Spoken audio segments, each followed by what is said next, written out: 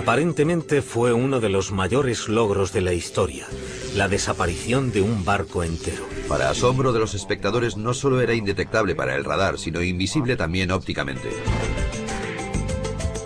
Según la leyenda, el experimento fue un gran éxito, pero tuvo un intolerable coste en vidas humanas. Los hombres quedaron molecularmente enganchados al barco, unidos con el barco cuando se teletransportó. Estos se habían vuelto locos, se habían quemado o se habían vuelto invisibles. A esos tripulantes les pasaron cosas horribles.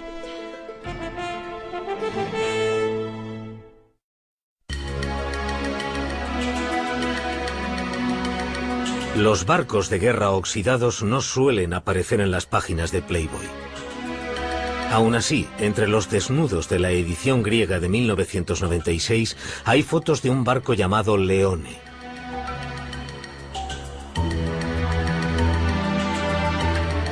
El artículo tampoco es el típico de Playboy.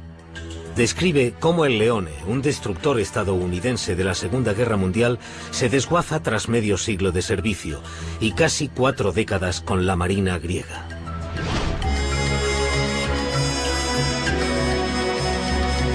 Pero es que este no es un buque de guerra normal. El buque que los griegos llaman Leone tiene un pasado legendario. Hace mucho tiempo se lo conocía como el USS Eldridge, en la época en la que supuestamente fue objeto de un audaz experimento de teletransporte e invisibilidad.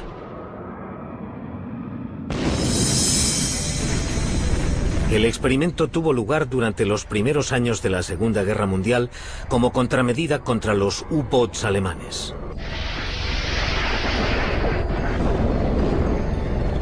Los convoys aliados eran un salvavidas. Traían hombres, productos y armas en el momento de mayor necesidad, pero eran lentos y problemáticos y a menudo estaban fabricados con piezas de barcos viejos y decrépitos. Los barcos que los protegían estaban por detrás de los submarinos enemigos, ya que tenían mayores ángulos de rotación. Un U-boat podía maniobrar mucho mejor que un destructor, meterse en el convoy y centrarse en un objetivo sin defensas.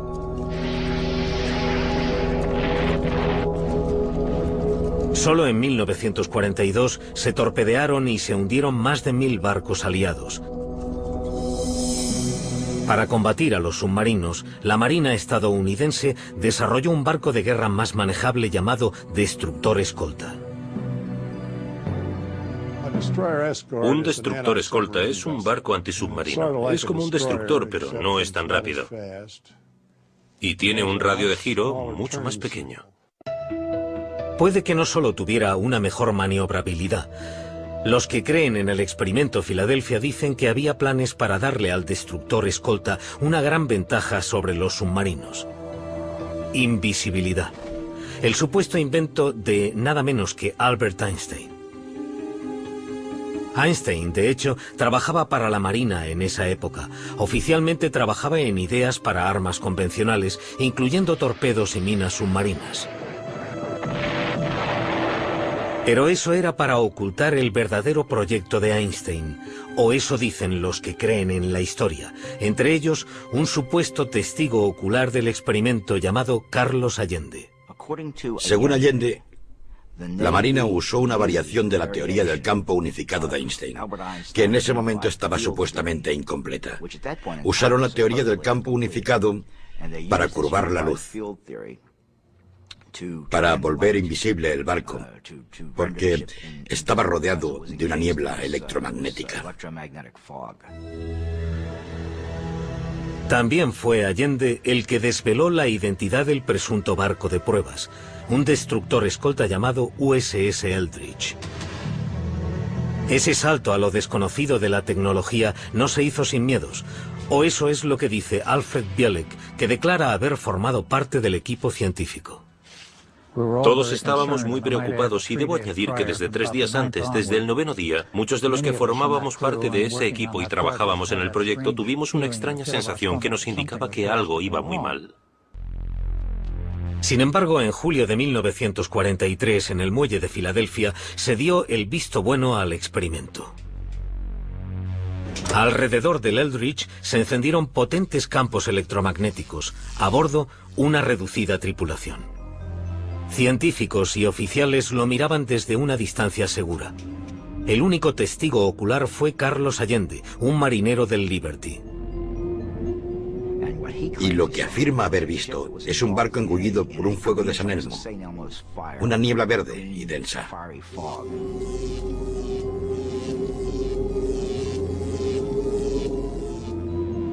Mientras la niebla electromagnética se traga el Eldridge, se manifiestan extraños efectos ópticos. Y mientras miraba, pudo incluso meter un brazo en lo que él llamaba el terrible flujo de energía. Y el barco desapareció. Para asombro de los espectadores, no solo era indetectable para el radar, sino invisible también ópticamente. El Eldridge consiguió presuntamente la forma suprema de camuflaje, la invisibilidad. Pero entonces tuvo lugar un efecto aún más extraño: teletransporte.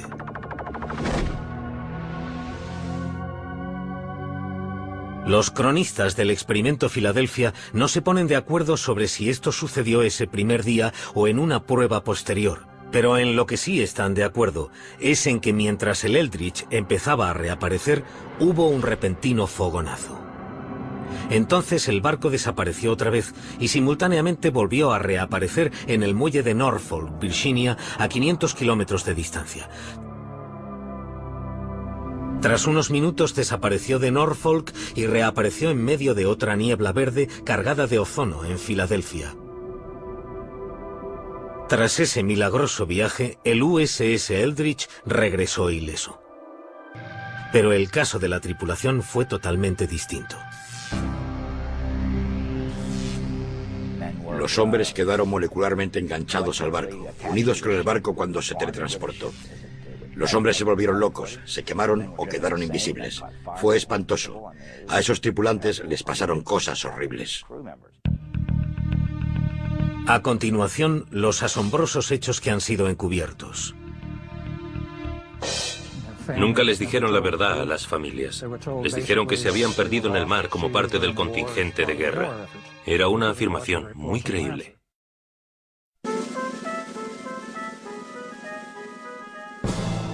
Muelle Naval de Filadelfia, verano de 1943. Según la leyenda, el USS Eldridge volvió tras ser teletransportado cientos de kilómetros. Cuando se materializó en la espesa y verde niebla, los observadores estaban alucinados por el logro. Pero su emoción se convirtió en horror. Las moléculas se habían mezclado, humanos y metal. Los miembros se habían fundido con los mamparos. Una visión espantosa. Lo primero que encontraron fue a dos marineros enterrados en la cubierta de acero. Estaban literalmente dentro del acero, muriéndose o casi muertos.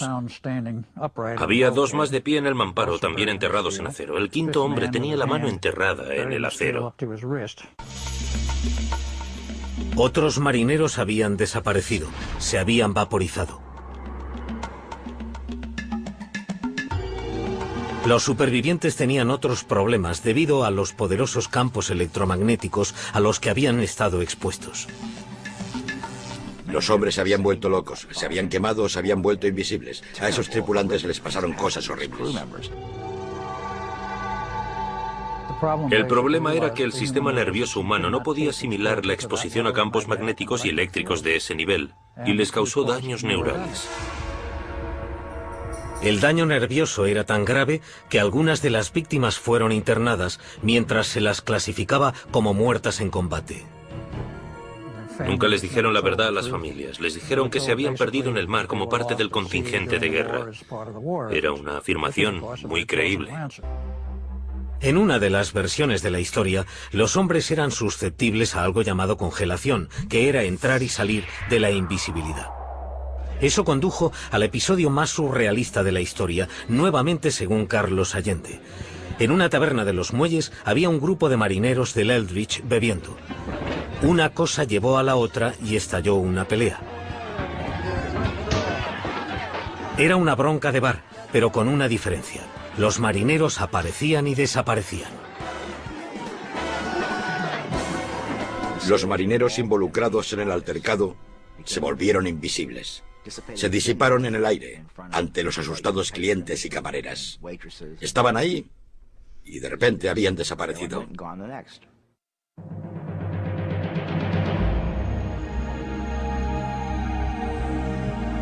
Enfrentados a estos extraños efectos y a la carnicería del Eldridge, se dice que la Marina desechó toda la operación.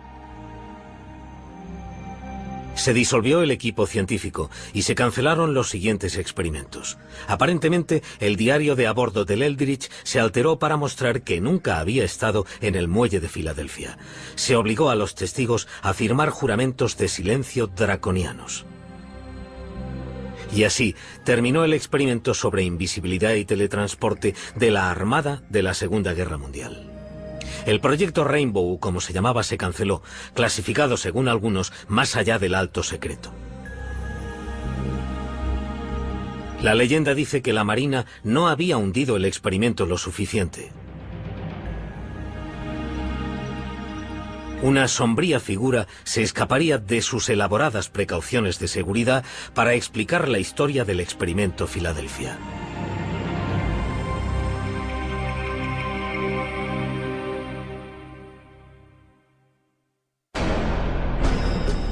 A continuación, los secretos de la Marina anotados en un libro legendario, unas revelaciones sorprendentes. Esos tres escritores resolvían todos los misterios del universo. Hablaban de modos y métodos de viaje usados por los ovnis. Hablaban sobre el comportamiento y la ética de los seres que gobernaban esas naves espaciales.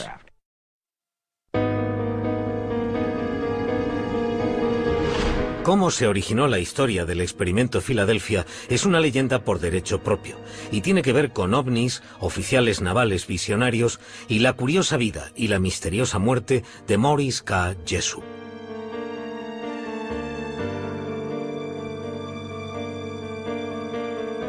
Jessup era científico y escritor, uno de los primeros investigadores de lo paranormal.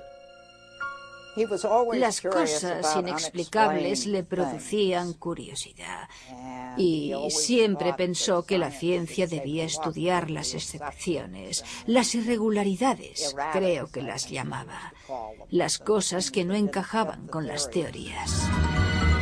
En 1955 publicó The Case for the UFO. El libro es un valiente intento por legitimizar un tema que las revistas baratas y las películas de serie B ya habían corrompido.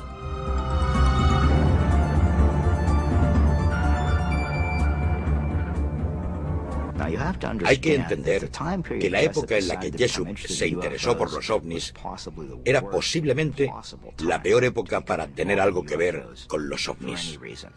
El gobierno tomaba duras medidas contra cualquier creyente.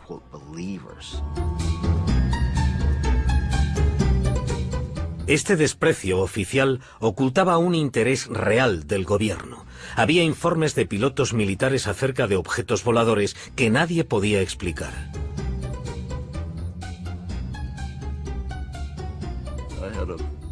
Tenía un hombre trabajando para mí, un teniente llamado Bill Ditch, que era uno de mis trabajadores más brillantes. Estaba solo y miró a un lado y dijo que había algo volando en formación a su lado. Y estuvo allí durante 5 o 10 minutos y entonces, según él, se separó. Dijo que tenía forma de plato y que brillaba levemente. Los informes de ovnis de los pilotos de la Marina se enviaban al Proyecto Libro Azul, la investigación de las fuerzas aéreas, pero la Marina rara vez recibía alguna respuesta. Nunca nos dijeron absolutamente nada. Era una vía de una sola dirección. Para nosotros, era un hundimiento. Como las fuerzas aéreas les ponían trabas, algunos oficiales de la Marina iniciaron su propia investigación no oficial sobre los ovnis. Entre ellos estaba el teniente comandante George Hoover y el capitán Sidney Sherby de la Oficina de Investigación Naval. Un día de 1955, un objeto misterioso llegó al cuartel general de la oficina y despertó el interés de los oficiales. Venía en un simple sobre marrón y con un